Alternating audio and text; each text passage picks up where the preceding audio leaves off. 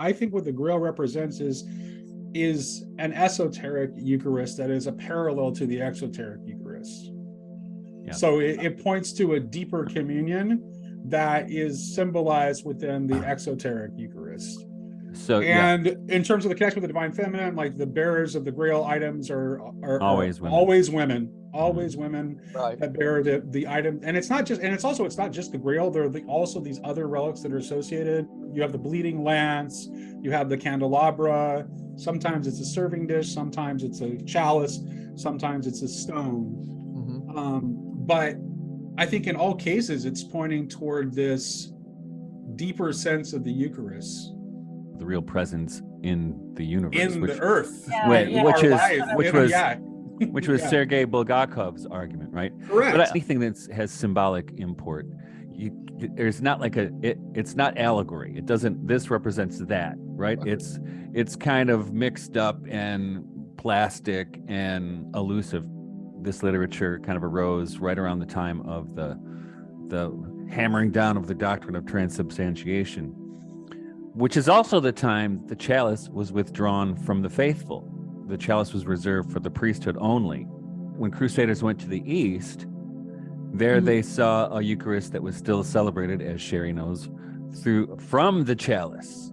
In a way, the search for the Holy Grail is the search for what has been lost. And there's a connection of what's been lost in the East, too, that's definitely there. In terms of the two major strands of the Grail material, you have the Parzival material, then later on you have Galahad is the other major strain of the Grail material. Charles Williams' contribution was kind of fixated, and his contribution to the theology of romantic love and all those envelopes he was pushing. It reunites the feminine with the Trinity. It's symbolic, psychologically, symbolically. It's a very Sophianic image that way. And it gets into Nate's point about putting ourselves in the place of the sufferer, as opposed to a religious mechanism that's very isolates us, right? And we all know Tomberg very well. That definition of sin as me real, you shadow comes alive here. That if for once in our life I can quiet this Mike Souterness and ask you, Shari, what you're going through, and not processing all of your experiences in terms of myself, but once in my life I could ask you, what are you going through?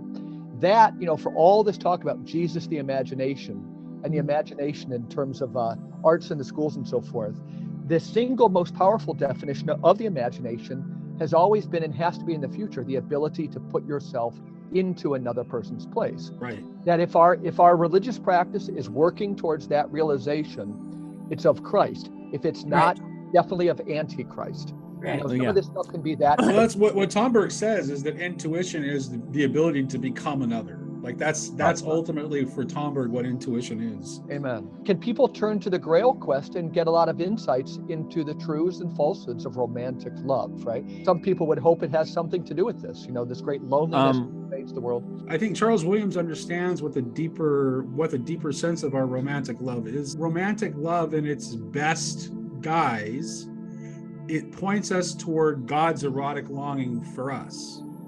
Exactly. It has things to offer young people or anybody as a way to think through our times, watching the disintegration of a culture. And it's going to tell you two things. It's going to tell you that any exoteric kingdom, even if it be a golden age kingdom like Camelot, is going to fall into ruins. But the Grail represents a greater kingdom. Yeah. And the Grail castle is nowhere for a reason. Right, it's only found by those who are worthy to find it. Like even like before you even achieve the Grail, it's like even being able to even find the Grail castle is like a rare deed, because you have to have eyes to see it. Yeah, to find the castle, you can't use a path that anybody else used. You have to strike your own path through the forest, right? That's right. So you have to enter. Jung might say the unconscious or the wilderness, right? I've always wanted to connect the idea of finding the Grail to the white stone name in Revelation. Like this is something that cannot come to you through the exoteric forms. It's pointing at something deeper than that.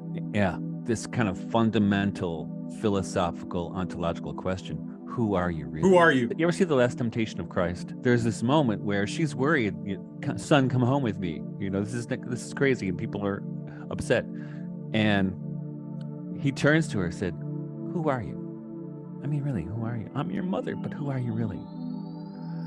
And that's the question. And then she's upset, and then she turns to this woman and she's crying. And the woman said, Mary, didn't you see them?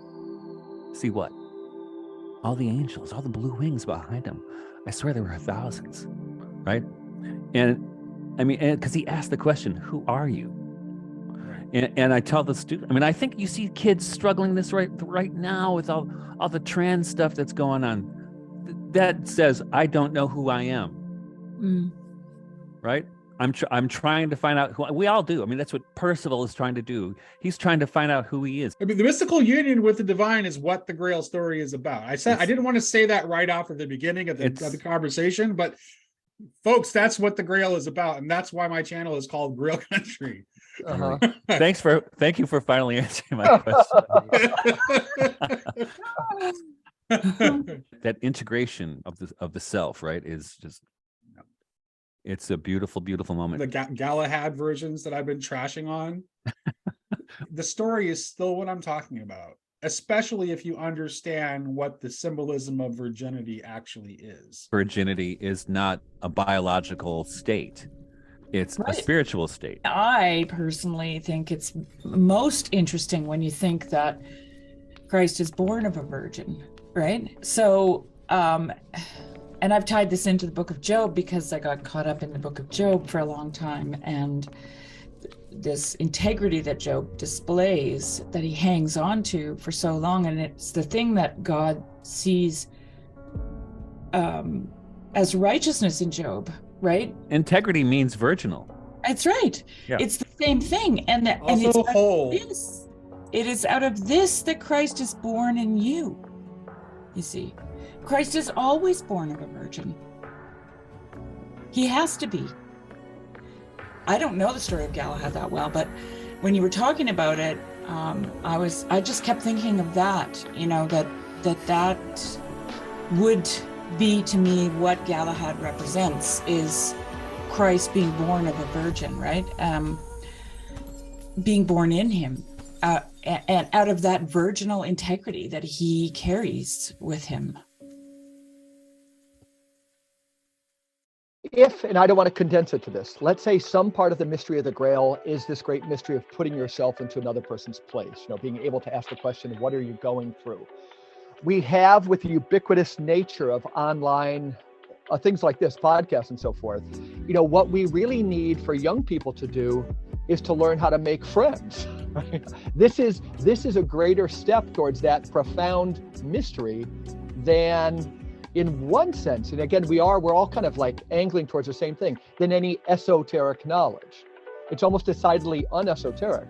But to have a friend and to say, my heart is more real over there, or to truly fall in love, college students know I'm always distinguishing between this kind of two sparrows and a hurricane love that an anxious world like ours is producing. Two lonely people just trying to hold on for dear life because the whole outside world is a cold, heartless place, which is a parody of real love. But I think, when we're looking at the Grail, we also need to balance it with just this almost the most esoteric the most exoteric to me is now the most esoteric, like learning how to make a friend. It seems to me like cancel culture would have a lot to do with this, because if people are afraid to speak their mind, to say whatever is on their heart, 100%. Yep. How can you make a friend? Right. Like, and I do have to say, transparent. I asked the students, I said, what do you think happened? And they said, I think COVID taught us that we only live once, and why are you waiting to live? One of them said to me.